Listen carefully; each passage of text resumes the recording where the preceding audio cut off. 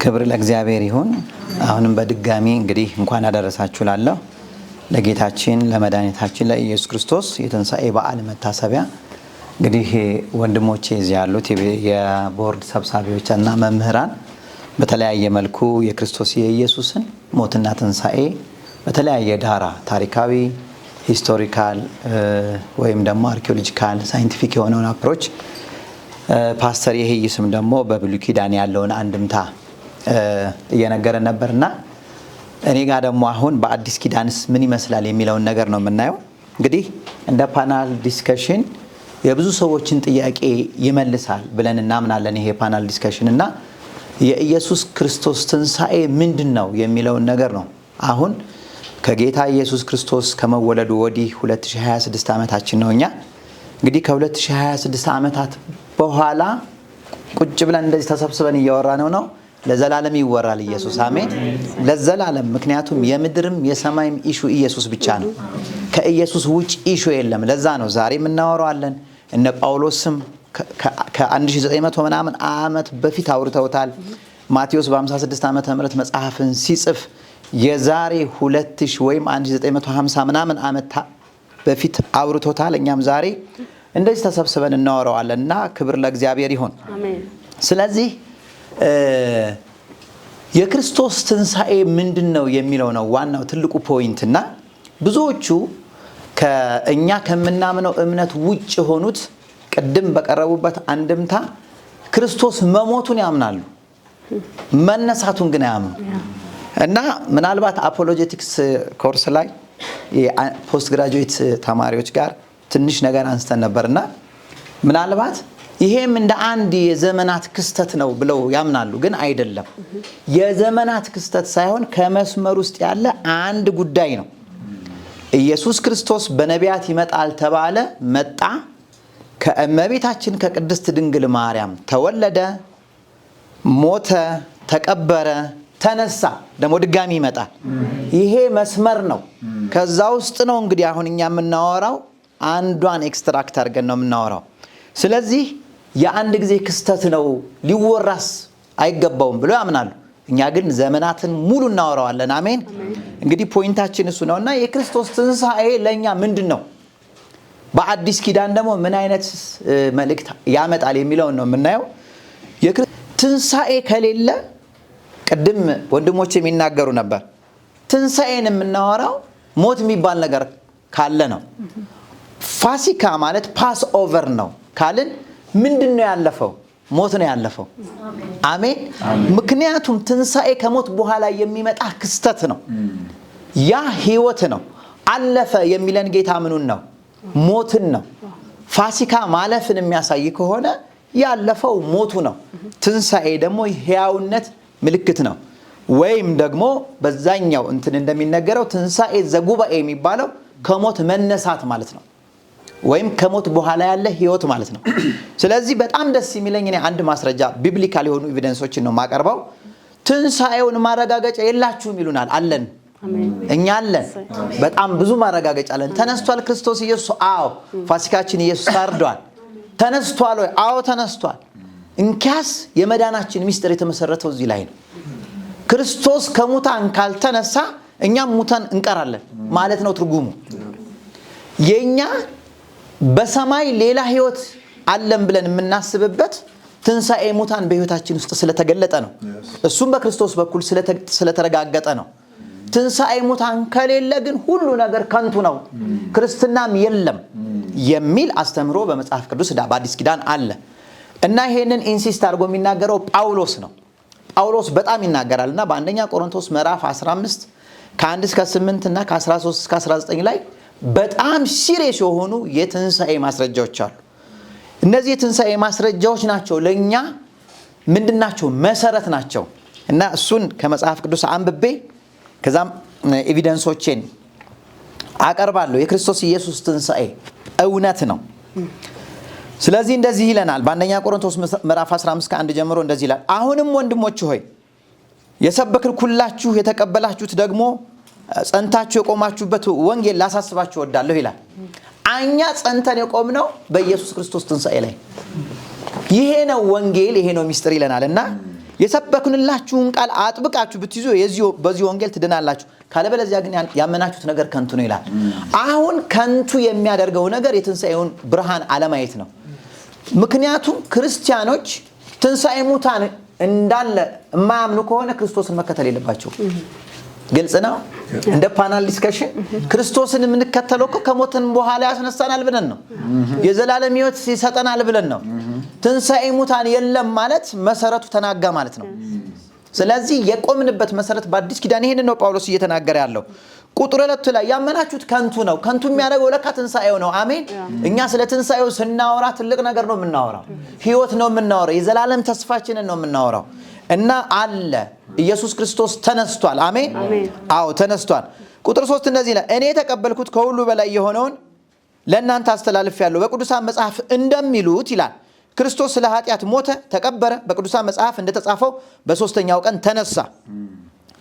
ኦኬ ተነሳ። አዎ ምን ማረጋገጫ አላችሁ? ቁጥር 5 ከዚያም ለኬፋ ታየ፣ ለጴጥሮስ ታየ፣ ቀጥሎም ለ12 ደቀ መዛሙርቶች ታየ። ከዚያ በኋላ ከ500 በላይ ለሆኑ ሰዎች ታየ። አንዳንዶቹ በሕይወት አሉ፣ አንዳንዶቹ የሉ። የታያቸው እድለኞች አሉ፣ እድለኛ ያልሆኑት ደግሞ ያኔ እንዳዩ የሉም ነው መጽሐፍ ቅዱስ የሚለው። እና ቁጥር 8 ላይ ደግሞ በጣም ደስ የሚለው ጳውሎስ ይህንን የሚጽፈው ከዚህ ሁሉ በኋላ እንደ ጭንጋፍ ለሆንኩት ደግሞ ለእኔ ታየ ይላል። አሁን ታይቷል። ኢየሱስ ከሙታን ተነስቷል። ከሙታን መነሳቱ ኤቪደንስ አለን። አዲስ ኪዳን በአንደኛ ቆሮንቶስ አሁን ማነበው እስከ 8 ላይ ያለው የኛ ምናችን ነው? የትንሣኤ ማረጋገጫችን ነው። ይሄ ፉል ፓኬጅ አለው። ቁጥር 13 ላይ እንደዚህ የሚል ቃል አለ።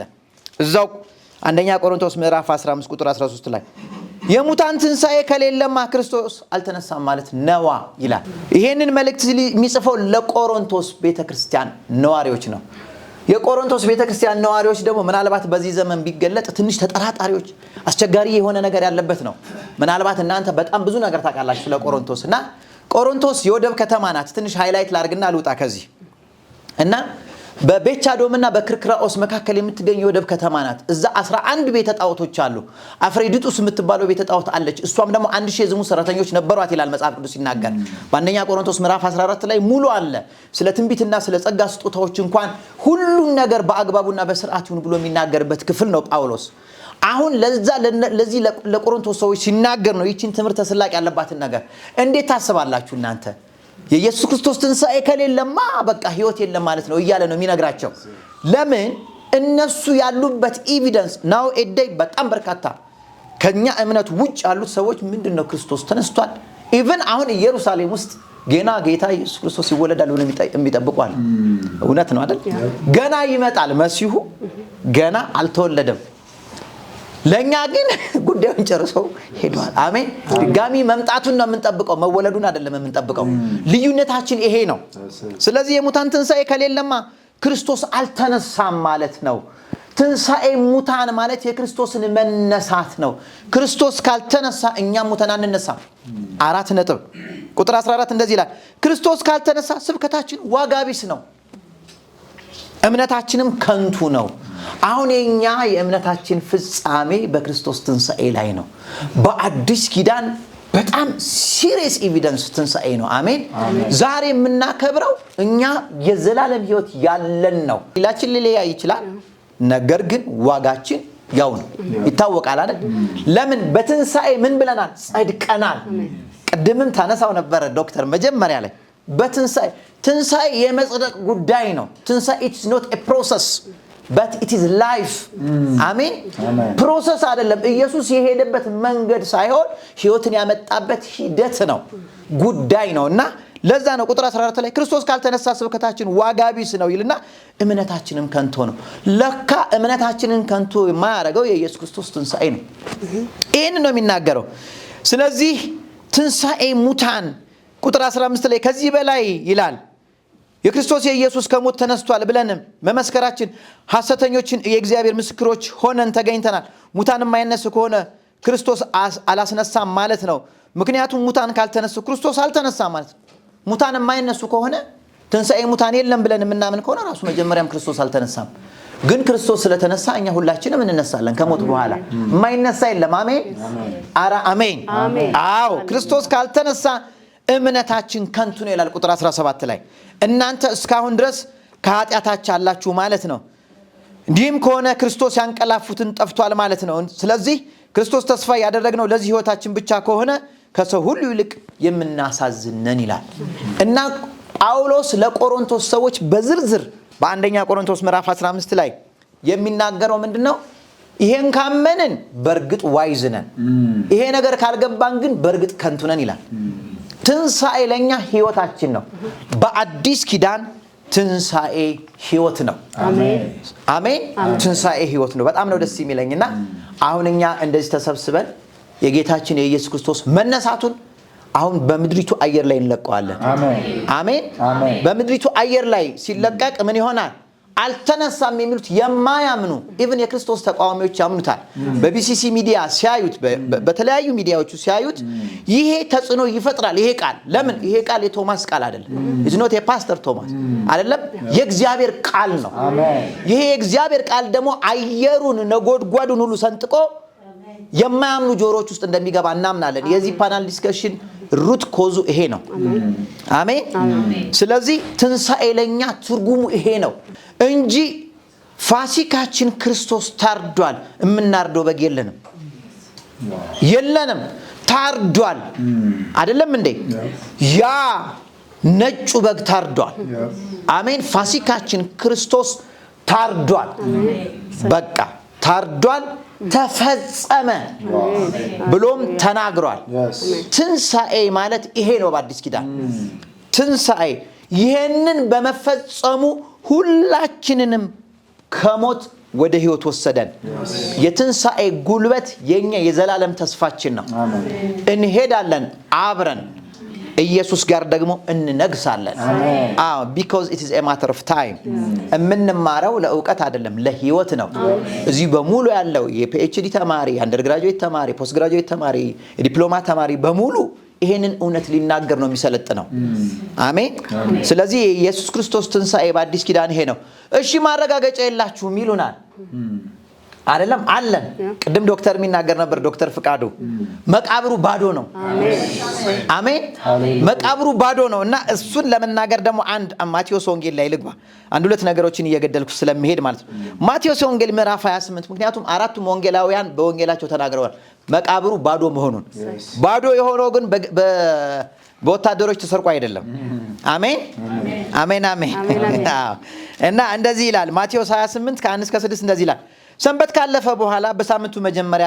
ቀን ጎህ ሲቀድ ማርያም መግደላዊት ሌላኛው ማርያም መቃብሩን ሊያዩ ሄዱ በድንገት ታላቅ የምድር መናወጥ ሆነ የጌታ መልአክ ከሰማይ ወርዶ ወደ መቃብሩ በመሄድ ድንጋዩን አንከባሉ በላዩ ተቀመጠበት መልአኩም እንዲህ እንደ መብረቅ ብሩህ ልብሱም እንደ በረዶ ነጭ ነበር ጠባቂዎቹ መልአኩን ከመፍራት የተነሳ ተንቀጠቀጡ እንደ በድንም ሆኑ ይልና መልአኩም ሴቶቹ እንዲህ አላቸው አትፍሩ የተሰቀለውን ኢየሱስ እንደምትፈልጉ እናውቃለን እርሱ በዚህ የለም እንደተናገረው ተነስቷል ኑና ተኝቶ የነበረበትን ቦታ እዩ መቃብሩ ባዶ ነው ለምን ተነስቷል አሜን ኢየሱስ ተነስቷል አሜን ኢየሱስ ሞቶ የቀረ አምላክ አናመልክም ሞቶ የተነሳ አምላክ ግን እናመልካለን ሞቶ በመነሳቱ እኛንም ከሞት በላይ ህይወት እንዲሰጠን እሱ የታመነ ነው አሜን ስለዚህ ምንድነው ለትንሳኤ ማረጋገጫ መቃብሩ ባዶ ነው አሜን አራቱም ወንጌላውያን ይሄንን ይናገራሉ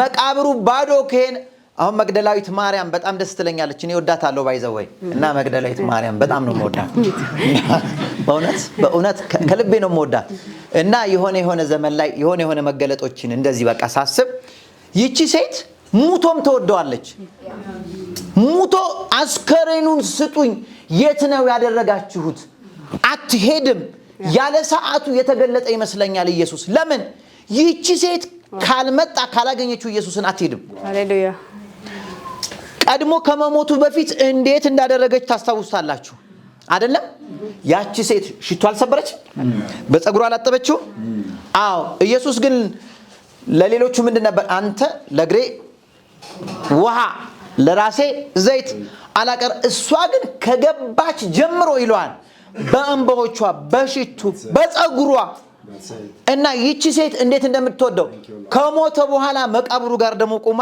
የታደረከው አይተኸዋል ትለዋለች። ከኢየሱስ ተነሳ ታያት። አረ አሜን። እና መግደላዊት ማርያምን አይ ላቭ ኢት ቱ ማች በእውነት በጣም ነው የምወዳት። እና ይመስለኛል ኢየሱስ ክርስቶስ የተወሰነ ደቂቃ ቆይቶ ወይም የተወሰነ ሰዓት ወይ የተወሰነ ቀን ቆይቶ ሊመጣ የሚችል ይመስለኛል አንዳንዴ ሳስበው። ግን ሁኔታዋን ሳይ እኔ አንድ በጣም የምወዳቸው አባትም ሲናገሩ ሰምቻለሁ። እቺ ሴት አትሄድም ካላየችው ምንም መሄጃ የላትም። ቀደም ፕሮፌት መሰክር ነበር መሄጃ የለኝም ማለች። በጣም ነው ደስ የሚል። እኛ ሁላችን መሄጃ የለንም፣ አማራጭ የለንም። የሚመረጥ ቢኖር እንኳን ከኢየሱስ በላይ ምን መርጦ የለንም። ለምን? እሱ የትንሣኤ ጌታ ነው። በጣም እናምነዋለን፣ እንተማመንበትም አለን። ስለዚህ የክርስቶስ ትንሣኤ ይሄ ነው። ኢየሱስ ተነስቷል። መቃብሩ ባዶ ነው። ኖ ኤቪደንስ አት ኦል የለም። ሰረቁት ብለው ቢያወሩ የለም። እሱ ግን ተነስቷል። እሱ ብቻ አይደለም።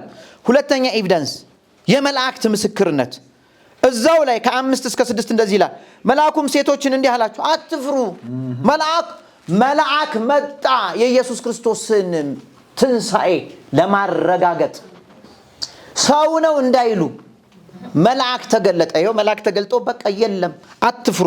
ይኸው ቁጥር 5 ላይ እንደዚህ ይላል። ማቴዎስ ወንጌል ምዕራፍ 28 ቁጥር 5 መልአኩም ሴቶቹን እንዲህ አላቸው፣ አትፍሩ። የተሰቀለውን ኢየሱስ እንደምትፈልጉ እናውቃለን። እርሱ ግን ምን በዚህ የለም፣ እንደተናገረው ተነስቷል።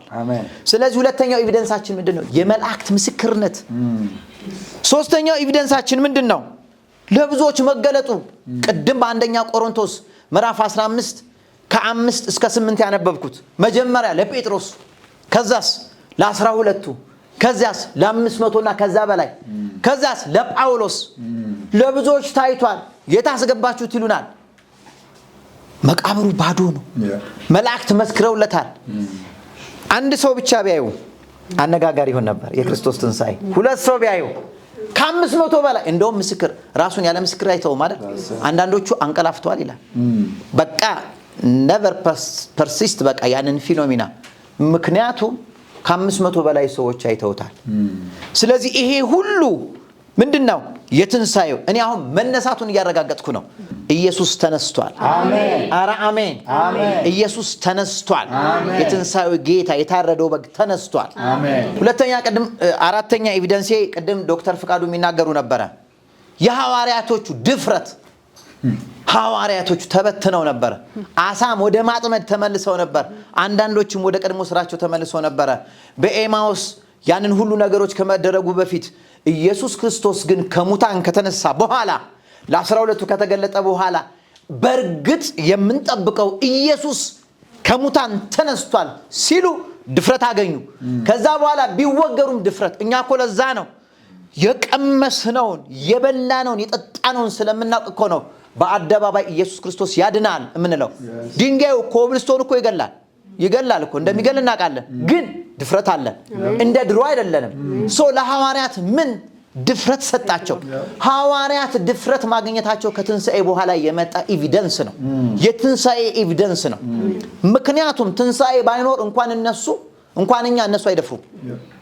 እኛ ሐዋርያት ሥራ ምዕራፍ 4 13 እና 33 ላይ ታገኙታላችሁ። ሌላው የሕይወት መሰረት ነው። ይሄንን ድጋሚ የትንሣኤው ምስክርነት ነው። የትንሣኤው ምስክርነት ኤቪደንስ ነው። ቅድም አንብበነዋል በአንደኛ ቆሮንቶስ ምዕራፍ 15። ይሄ ትንሣኤ የሚባለው ነገር ኢየሱስ ክርስቶስ መነሳቱ ለኛ ህይወታችን ምንድነው? ኤቪደንስ ነው፣ ምስክርነት ነው።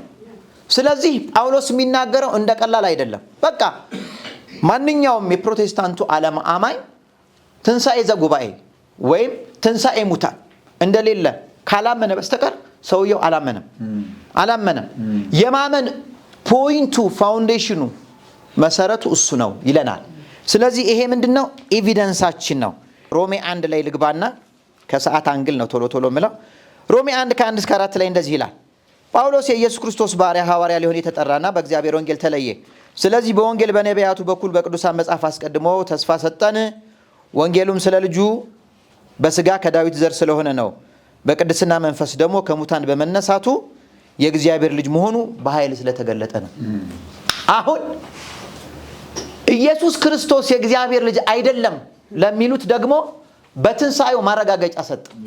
የእግዚአብሔር ልጅ ባይሆን ኖሮ ከሙታን አይነሳም ነበር። ለምን? ከሙታን ያስነሳው መንፈስ እሱ መንፈስ ቅዱስ ራሱ እግዚአብሔር ነው። እግዚአብሔር ልጁን በምን አከበረው? በትንሳኤ አከበረው። አይደለም እንዴ? የእግዚአብሔር ልጅ ባይሆን ኖሮ አይነሳም ነበር። ጌታ ኢየሱስ ክርስቶስ የእግዚአብሔር ልጅ ነው፣ እኛም የእግዚአብሔር ልጆች ነን። አረ አሜን። አያችሁ፣ ይሄ በትራንሲቲቪቲ የሚገጥም ግጥምጥሞሽ አይደለም። it is a point of covenant የቃል ኪዳን ጉዳይ ነው። ኤከቢ ቢከሲ ኤከሲ ጋር ነው ብለን እንደዚህ የምናገጣጥመው ነገር አይደለም። ኮቨናንት ነው፣ ቃል ኪዳን ነው። እግዚአብሔር ልጁን ኢየሱስ ክርስቶስን ከሙታን በማስነሳቱ በርግጥ ይላል የእግዚአብሔር ልጅ መሆኑ ተረጋገጠ። ይሄም የትንሳኤው ማስረጃ ነው። አያችሁ፣ ትንሳኤ የሚያገኘው የእግዚአብሔር ልጅና የእግዚአብሔር ልጆች ብቻ ናቸው። ትንሳኤ ሙታን ለምሳሌ እንስሳት ትንሳኤ ዘጉባኤ የላቸው፣ ከሞቱ ሞቱ ነው። ከሰው ልጅ ከከበረው ከሰው ልጅ በኮቴሽን ኢየሱስ ክርስቶስን እንደ ግል አዳኝ አድርገው ካልተቀበሉ በስተቀር የዚህ ድል ተጠቃሚ መሆን አይቻልም። 4 ነጥብ። ስለዚህ ኢየሱስ ክርስቶስን የግል አዳኝ የግል ጌታ አርጋችሁ የምትቀበሉ ከሆነ ግን እኛ የምናወራውን ነገር ትወስዳላችሁ፣ እንደኛው የትንሳኤው ደግሞ ተካፋይ ትሆናላችሁ።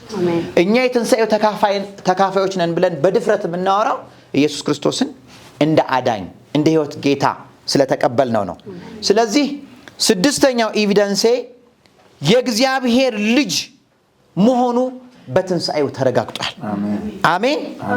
ሌላው የማይታበል ማስረጃ አለ። ማንም ሰው ዲስኳሊፋይድ ሊያደርገው የሚችል አይችልም። አንዳንድ ጊዜ ሲሪየስ የሆኑ ሳይንቲፊክ አፕሮቾች አፕሩቭ ይደረጋሉ፣ ዲስፕሩቭም ይደረጋሉ። የጌታ የኢየሱስ ክርስቶስን ትንሳኤ ዲስፕሩቭ ማድረግ አይቻልም። ይሄ እጅግ ደስ ሊለን ይገባል። ማፍረስ የሚችል ምንም አይነት በስነ ፍጥረት ውስጥ አካልም ኃይልም የለም። ቅድም በአርኪኦሎጂ በሳይንስ እንኳን ተመልከቱ፣ ፈላስፎቹ ወደ መጽሐፍ ቅዱስ ማረጋገጫ ያመጡታል እንጂ ክርክራቸውን ሊያፈርሱት አይሞክሩ እና ታንጅብል የሆነ ዘመናት የማይሽረው ማስረጃ አለ። በ7ኛ ደረጃ እሱ ምንድነው?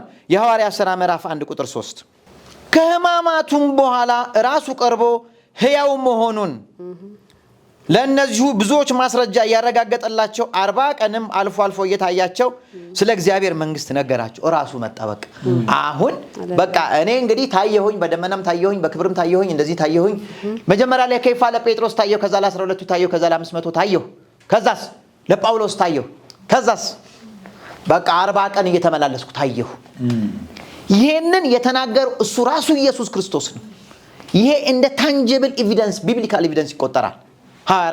ማንም ዲስኳሊፋይ ሊያደርገው አይችልም። ለምን? ዋንስ መጽሐፉ ተጽፏል። ይሄንን የህይወት መጽሐፍ ሊያፈርስ የሚችል ምንም ኃይል የለም። ቢያፈርሱት ኑሮ ከ2000 ዓመት በፊት ያፈርሱት ነበር። ግን ማፍረስ አይቻልም። መጽሐፍ ቅዱስ እንደደረሰበት መከራ ሊጠፋ ይገባው ነበር። መጽሐፍ ቅዱስ መጽሐፍ ነው። በብዙ ኮፒ የተባዛ ብዙ መከራ የደረሰበት የተቃጠለ ብዙ ጊዜ የጠፋ ነገር ግን ለዘላለም ላይጠፋ የበዛ መጽሐፍ ነው። ለዘላለም አይጠፋ። ስለዚህ እኔ አሁን እዚህ ላይ ቁጭ ብዬ የማነባው ኢን ሳይንቲፊክ ሳይክሎፒዲያ ኦፍ ብሪታኒካ አይደለም። ፊክሽንም አይደለም፣ ኖቭልም አይደለም፣ ሾርት ስቶሪም አይደለም። እማነበው ባይብልን ነው። ባይብል ሕያው መጽሐፍ ነው። ኦል ኦቨር ዘ ወርልድ በስነ ፍጥረት ዓለማት ሁሉ በአጥናፈ ዓለማት ሁሉ ላይ ይነበባል። ብዙ ሺህ አማኞች አሉት። አንድ ጥናት እንደሚናገረው 91 ሚሊዮን ሰዎች ኔክስት ይር የፕሮቴስታንትን እምነት ጆይን ያደርጋሉ ይላል። በጣም ነው ደስ የሚለኝ። የማይታበል ማስረጃ ነው ይለዋል። ይሄንን ለምን እንዳይታበል ተሆኖ መጽሐፍ ቅዱስ ላይ ተጽፏል። ይሄ የሕይወት መጽሐፍ በቃ የኛ ሪፈረንሳችን ነው። ምክንያቱም መጽሐፉ ራሱ ምን ይላል? የሕይወት መጽሐፍ ነው። ሕይወትን ነው የሚሰጠው። እና 7ኛው ማስረጃ ይሄ ነው። 8ኛው ደግሞ ራሱ እንደተናገረ ተነስቷል። እነሳለሁ ብሎ ነበር። ይሄን ቤተ መቅደስ 3 ቀን ታፈርሱታላችሁ ይል ነበራል እንዴ? የሰለሞን ቤተ መቅደስ ለመገንባት እንኳን ስንት ዓመት የፈጀውን ይሉ ነበራል። እቺን ማስረጃ 6 ቁጥር 21 ለሚሰሙን ኢየሱስ ከዚያ ጊዜ ጀምሮ ወደ ኢየሩሳሌም ይሄድ ዘንድ በዚያም በሽማግሌዎች በካህናት አለቆችና በኦሪት ሕግ መምህራን እጅ መከራን ይቀበልና ይገደል ዘንድ በሶስተኛው ቀን ከሞት ይነሳ ዘንድ እንደሚገባው ለደቀ መዛሙርቱ ይገልጥላቸው ጀመረ። አሁን ተመልከቱ፣ ጌታ ኢየሱስ ክርስቶስ ከሙታን መነሳቱን የሚናገረው ለመንገደኛ ሰዎች አይደለም። የሚናገረው ለማን ነው? ለሽማግሌዎች። እናውቃለን፣ ዕውቀትም ዕድሜም ጠግበናል፣ አይተናል፣ አንተ ገና ልጅ ነህ ብለው ለሚጠራጠሩት ለሽማግሌዎች፣ ከዛስ ለካህናት አይደለም፣ ለካህናት አለቆች። አሜን። ዋይዝ ነው ኢየሱስ። ለካህናት አለቆች፣ እናንተ አለቆች፣ የካህናት አለቆች ስሙ፣ ታፈርሱታላችሁ ግን እነሳለሁ። አዎ። ከዛስ ደግሞ ለኦሪት ይልና ለሕግ መምህራን፣ ለነዚህ ለሶስቱ ይነግራቸዋል። ይሞታል፣ ይሄ ስጋ ደግሞ ይነሳል። አይደለም? ትንሣኤ ሙታን ይሄ ነው። ስለዚህ ኢየሱስ ክርስቶስ እንደተናገረ ስለተነሳ ይሄ ደግሞ 8ኛው የትንሣኤ ማረጋገጫ ነው ለአዲስ ኪዳን። ስለዚህ ኢየሱስ ተነስቷል። ትንሣኤያችን ኢየሱስ ክርስቶስ ራሱ ነው። የታረደው በግ ምን ሆኗል? ተነስቷል። ስለዚህ ትንሣኤ ማለት ለእኛ ምንድን ነው? በዓል ሳይሆን ሕይወት ነው። ዛሬም ሕይወት ነው፣ ነገም ሕይወት ነው፣ ለዘለዓለምም ሕይወት ነው። የምንጠብቀው ሕይወት ነው። ተከትለነው የመጣነው ሕይወት ነው። የምንኖርሰውም ሕይወት ነው። አዎ፣ መከራ የከፈልንበት ሕይወት ነው። የተዋረድንበት የተደበደብንበት ነው። ልመለስና እዛው ምዕራፍ 13 አንደኛ ቆሮንቶስ 13 15:43 ላይ ልግባ እና በዚህ አጠቃልላለሁ። እና እንደዚህ ይላል፣ የሙታን ትንሣኤ እንደዚህ ነው ብሎ ካስረዳ በኋላ እንደዚህ ይላል ጳውሎስ። በጣም ነው ደስ ይለኝ። በለቅሶ ይዘራል ይላል አይደል? አንደኛ ቆሮንቶስ ምዕራፍ 15 ቁጥር 43 ላይ ከዛ በእልልታ ይነሳል፣ በድካም ይዘራል ይልና በኃይል ይነሳል ይላል። ዋጋ የከፈልንበት፣ ስንዘራ የተዋረድንበት፣ የምንከብርበት፣ የዘላለም ሕይወት የምናገኝበት ነው ትንሣኤ።